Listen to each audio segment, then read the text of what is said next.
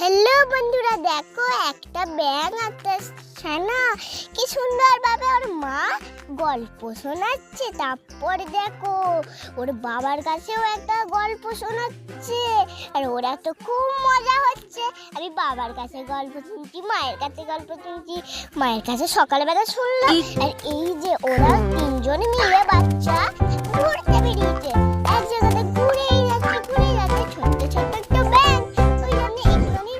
একদিন দেখো দেখলো একটা বড় ষাঁড় গরু ওদের সামনে দাঁড়িয়ে আছে, ঘাস কাটছে। ওরা ছুটতে এসে মাকে বলছে, মা মা জানো একটা ষাঁড় গরুকে দেখলো, বলছে ও কি আমার থেকেই বড়? বলছে বলছে হ্যাঁ গো মা, তোমার থেকেও বড়। তারপর ওর বাবার কাছে গেল, বাবা তো আবার ফুলে আবার দাঁড়িয়ে গেল, বলছে ও আমার থেকেও বড়? বলে হ্যাঁ বাবা, তোমার থেকেও বড়। তারপর ওইখানে রাজা এসে বলছে ও কি আমার থেকেও বড়? বলছে হ্যাঁ রাজা বলে। লাস্টে ওর পেটটাই।